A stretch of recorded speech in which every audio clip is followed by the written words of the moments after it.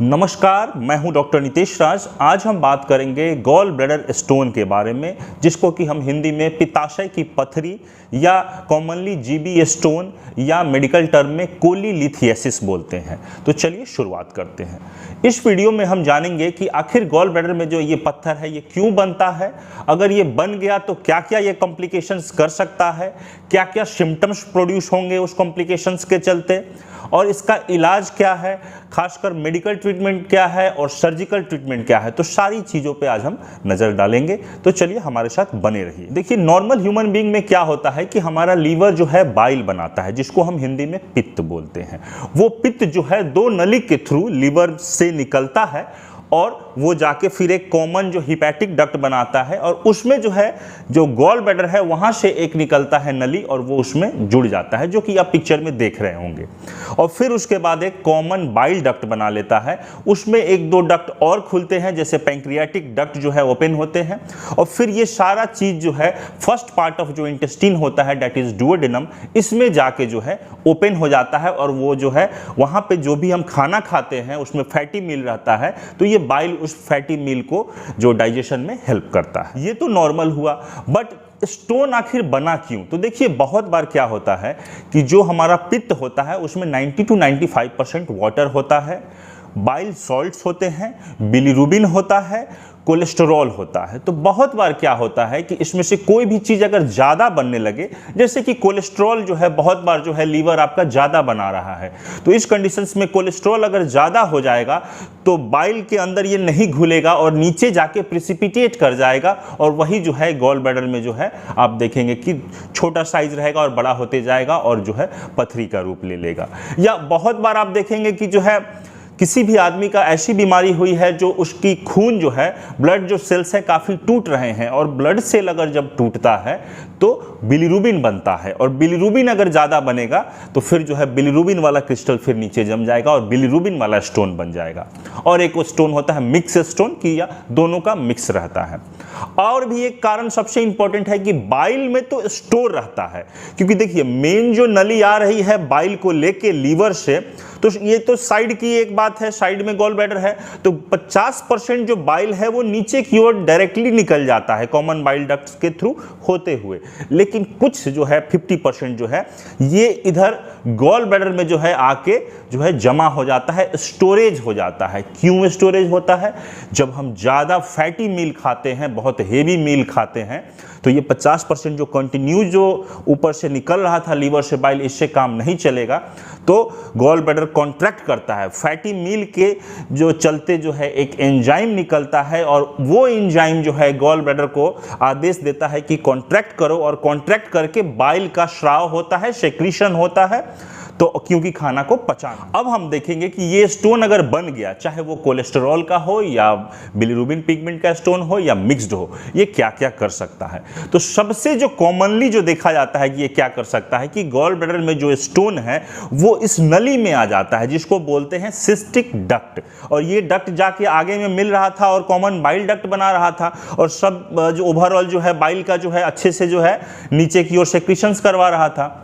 तो ये रुक जाएगा। अब ये रुक जाएगा क्योंकि ये ब्लॉक कर दिया है सिस्टिक डक्ट को, तो बाइल इसके अंदर पड़ा रह जाएगा। और आपको मालूम है, कोई भी चीज़ अगर स्टैग्नेंट हो गई, शरीर में पड़ा रह जाएगा, उसका निकास नहीं हो पाएगा, तो उस कंडीशंस में वहाँ पे इन्फेक्शन होगा। अब इन्फेक्शन होगा, इन्फ्लामेशन होगा, और उसमें खासकर जो है बैक्टीरियाज, ई कोलाई, स्पेशली ग्राम negative bacteria, E coli, Klebsiella जो है इन्फेक्शंस करते हैं, और भी ग्राम निगेटिव्स हैं।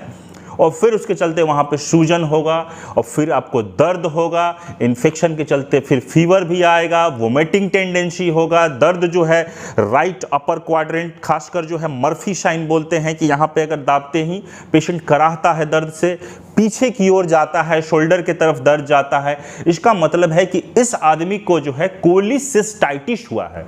पहले हम बोल रहे थे कोलीलिथियासिस, कोली मीन्स की गॉल ब्लैडर और लिथियासिस मीन्स की पत्थर। अब जो हुआ है इसको कोलीसिस्टाइटिस हुआ है, कि कोली मीन्स की गॉल ब्लैडर और सिस्टाइटिस मीन्स की इन्फ्लामेशन हो गया, इन्फेक्शन हो गया। लेकिन कारण क्या था? कारण था कोलीलिथियासिस, मतलब जो स्टोन है वो ब्लॉक कर दिया, ब्लॉक करने के चलते फिर इन्फेक्शन हुआ। 90% केस में जो देखा जाता है कि कोलिसिस्टाइटिस होता है, गॉल ब्लैडर का जो इन्फेक्शन होता है वो स्टोन जो है ब्लॉक करता है, उसके चलते देखा गया है।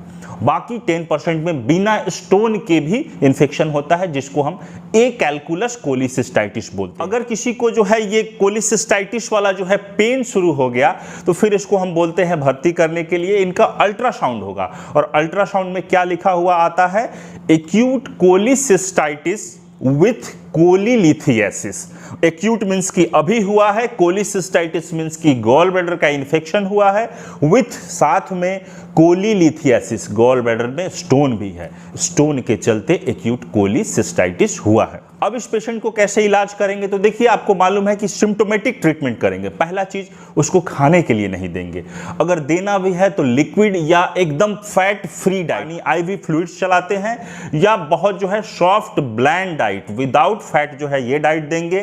पेन किलर्स देते हैं रिलीफ करने के लिए सूजन को, और एंटीबायोटिक्स देते हैं। आपको मालूम है कि इन्फेक्शंस यूजुअली ग्राम नेगेटिव्स और कुछ एनारोब्स करते हैं, इसीलिए जो है इंजेक्शंस जो है हम लोग 3rd जनरेशन सिफेलोस्पोरिन लाइक सेफ्ट्राइक्सोन और साथ में मेट्रोनिडाजोल का कॉम्बिनेशन फॉर एनारोबिक कवरेज, या अगर ओरल टैबलेट्स की बात करें तो उसमें फ्लोरोकिनोलोन्स जो है आइडियली हम लोग देते हैं, सिप्रोफ्लोक्सासिन्स देंगे या लिवोफ्लोक्सासिन्स, बट साथ में मेट्रोनिडाजोल जरूर ऐड कर देते हैं। पेन किलर में हम जो यूज करते हैं वो है NSAIDs pain killer. NSAIDs pain killer से आराम मिल जाता है, डाइक्लोफिनेक हो गया, वोवरन नाम से या डाइनापार नाम से ये यूज करते हैं। अगर ये नहीं काम करता है, सपोज कि इससे बहुत राहत नहीं मिली, then we can also use narcotic pain killers like tramadol या पेंटाजोसिन्स या अदर जो भी है अवेलेबल। अब पेशेंट जो है मान लीजिए कि हॉस्पिटल में है, दर्द में काफी सुधार है, बुखार नहीं आ रहा है, इन्फेक्शन कंट्रोल है, 4-5 दिन हो गए हैं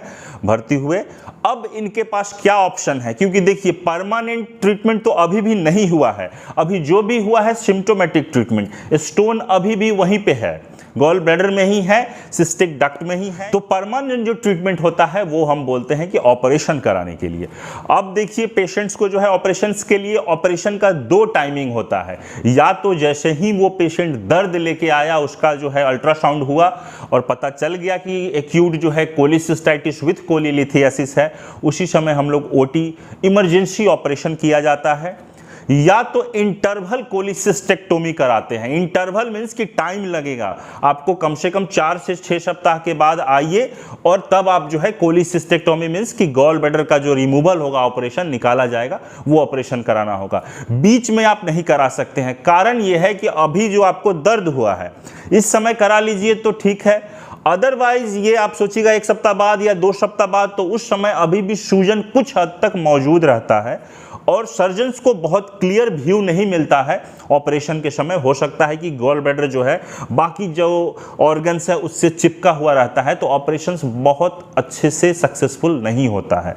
इसीलिए हम लोग बोलते हैं कि 4 सप्ताह के बाद आइए, 6 सप्ताह के बाद आइए, सूजन आपका कम जाएगा, फिर ऑपरेशन हो जाएगा, जिसको हम बोलते हैं इंटरवल कोलिसिस्टेक्टोमी। ऑपरेशंस में भी सबसे कॉमनली जो यूज होता है दैट इज लैप्रोस्कोपिक कोलिसिस्टेक्टोमी, जो कि आजकल ही सबसे ज़्यादा प्रचलन में है। इसके जो है एडवर्स इफेक्ट एकदम कम है, कॉम्प्लिकेशंस रेट बहुत कम है, और पेशेंट जो है 1 से मैक्सिमम 2 दिन में ही उसको छुट्टी दे दिया जाता है और वो फिर चल फिर कर सकता है और नॉर्मल लाइफ लीड करने लगता है। अब क्वेश्चन आता है कि इनका तो गॉल ब्लैडर रिमूव कर दिया गया है, इसमें तो बाइल स्टोर नहीं हो पा रहा है, तो क्या इनको खाना पचेगा कि नहीं? इसका आंसर है कि मैंने आपको बताया कि लीवर से जो डक्ट निकलता है तो 50% डायरेक्ट चला जाता है जो है वो कॉमन बाइल डक्ट में होते हुए इंटेस्टाइन में, डिओडेनम में, और 50% स्टोर होता है। तो अब 50% आपका स्टोर नहीं हो पाएगा, तो 50% तो आपका हमेशा जा ही रहा है, तो 50% जो है इनफ है आपका जो है नॉर्मल जो खाना पीना आप खा रहे हैं उसके लिए। लेकिन हेवी मील, बहुत ज़्यादा जो है खाना, खासकर फैटी फूड को आप अवॉइड करें, क्योंकि पहले आप बहुत ज़्यादा खाना खाते थे तो आपका जो है गॉल ब्लैडर कॉन्ट्रैक्ट करके बाइल को निकालता था और ज़्यादा। लेकिन अब जो है आपका गॉल ब्लैडर है नहीं, उसमें बाइल भी नहीं है, तो आपको फैटी फूड को रिस्ट्रिक्शन करके चलना होगा लाइफ स्टाइल में। बहुत लोगों का कहना रहता है कि मुझे मेडिकल ट्रीटमेंट कराना है, दवाई से ही इसको स्टोन को, पथरी को गलाना है। तो एक दवाई जो है अप्रूव्ड है, जो यूज की जाती है, डेट इज अर्सोडिऑक्सीकोलिक एसिड्स, लेकिन ये उसी पेशेंट्स में दी जाएगी जिसमें हमको कंफर्म है कि ये कोलेस्टेरॉल वाला स्टोन है और स्टोन का साइज अगर लेस देन 1 सेंटीमीटर है, तो इस कंडीशंस में हम लोग दे सकते हैं उस पेशेंट्स को। और दूसरा एक और इसके साथ टर्म्स है कि कम से कम 6 महीने से लेके 1.5 साल तक आपको लेना पड़ेगा, और इसका जो डोज होता है 8 to 10 मिलीग्राम पर KG body weight per day in 2 divided doses, जैसे दिन में 2 बार करके आपको लेना। यूडीलीव या अर्सोकोल या अर्सोकेम 300 मिलीग्राम दिन में 2 बार, एक बार सुबह में 300, शाम में 300, क्योंकि इनका बॉडी वेट जो है 60 है, 60 इंटू 10 600 आ रहा है, तो 300 देना होगा। इसमें भी है कि आपको बोलना होगा कि 6 महीने से लेके 1.5 ईयर तक आपको लेना पड़ सकता है। बीच में फिर आपको जो है सीरियली 3-3 महीने पे या कम से कम 4 महीने पे अल्ट्रासाउंड करा के साइज नोट करते रहें। कब जो है हम बोलेंगे कि आपको ऑपरेशन कराना ही है, गॉल ब्लैडर में अगर पथरी है, इसको आप रख नहीं सकते हैं, ऑपरेशन कराना ही है। ये सुझाव हम तभी देंगे जब देखेंगे कि कोई भी अगर पट्टी को, मान लीजिए बहुत सारा स्टोन है, लेकिन उसमें से एक भी अगर स्टोन अगर हम देखते हैं कि साइज ज़्यादा है, अगर वो 2 से ज़्यादा है, 2 सेंटीमीटर से ज़्यादा है, या अगर सिंगल स्टोन ही है और 2 सेंटीमीटर से ज़्यादा है, पेशेंट्स को सिम्टम्स हो रहे हैं, बार बार पेट में गैस, डाइजेशन का प्रॉब्लम, पेट में दर्द, पीठ में दर्द, और परेशान हो गया है पेशेंट, ये सिम्टम्स इतने ज़्यादा हो रहे हैं, इसको तकलीफ, थोड़ा भी फैटी मिल्क खा रहा है, डाइजेशन नहीं हो रहा है, तो फिर उस केस में आपको कराना होगा।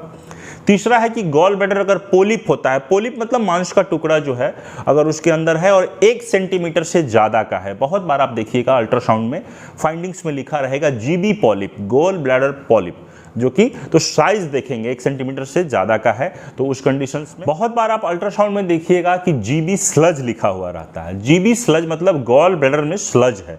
स्लज मीन्स कि बालू के जैसा छोटा छोटा जो है, रेत जैसा जो पड़ा हुआ है, कोलेस्टेरॉल का क्रिस्टल्स है। तो इस कंडीशंस में भी हम मेडिकल ट्रीटमेंट अगर करेंगे और उसके बाद पेशेंट का फॉलोअप करेंगे अल्ट्रासाउंड, तो ज़्यादा अच्छा जो है देखने को मिलता है इसका रिस्पॉन्स, खासकर यूडीलीव के साथ। यूडीलीव मीन्स कि अर्सोडिऑक्सीकोलिक एसिड, इसमें भी अच्छा काम करता है। एक क्वेश्चन बन सकता है कि अगर जो है स्टोन जो है सिस्टिक डक्ट में अगर ब्लॉक किया तो कोलिसिस्टाइटिस हो गया, अगर सिस्टिक डक्ट से निकल के अगर वो स्टोन जो है कॉमन बाइल डक्ट में आ गया तो क्या क्या हो सकता है।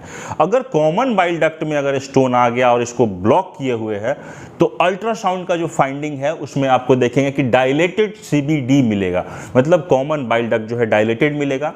और अगर हम टेस्ट इस पर्सन का कराएंगे, चूंकि वहाँ ब्लॉक कर दिया है तो बाइल तो एकदम ही नहीं जा पा रहा है इंटेस्टीन में, वो रास्ता पूरा ब्लॉक है, तो पूरा बाइल से भरा हुआ है। और बाइल जो होता है वो टॉक्सिक होता है लीवर के लिए, क्योंकि बाइल मेनली 2 ही काम करता है। उस बाइल जो है टॉक्सिक थिंग्स को शरीर से बाहर निकलता है और फैट के डाइजेशन में मदद करता है। तो अगर बाइल का स्राव नहीं होगा, लीवर से नीचे की ओर नहीं निकल पा रहा है और वो ड्रेन नहीं हुआ, तो फिर लीवर में जाके इंजुरी करेगा बाइल सॉल्ट्स ये सब जो है, और उसके चलते लीवर एंजाइम्स बढ़ना शुरू हो जाएगा, SGPT, SGOT बढ़ना शुरू हो जाएगा, अल्कलाइन फोस्फेटेज बढ़ेगा, और हम देखेंगे कि लीवर में जो है सूजन देखने को मिलेगा, और साथ में देखेंगे बिलिरुबिन, ये सब भी बढ़ता चला जाएगा, तो जॉन्डिस भी होगा। तो ये प्रॉब्लम होता है CBD में अगर स्टोन अटका हुआ है तो।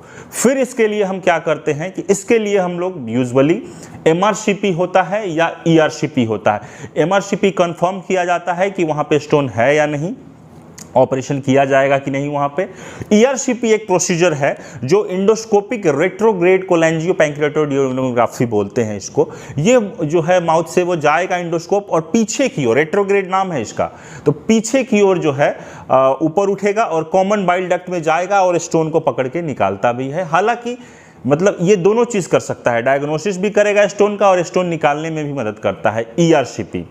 लेकिन इसका एक घाटा बहुत कॉमन जो देखा गया है कॉम्प्लिकेशंस, डेट इज पैंक्रियाटाइटिस होता है इससे। मुझे उम्मीद है ये वीडियो आपको अच्छी लगी होगी। आप प्लीज़ इसे ज़्यादा से ज़्यादा शेयर करें, और अभी तक हमारे चैनल को आपने सब्सक्राइब नहीं किया है तो सब्सक्राइब कर लें। Thank you so much. जय हिंद।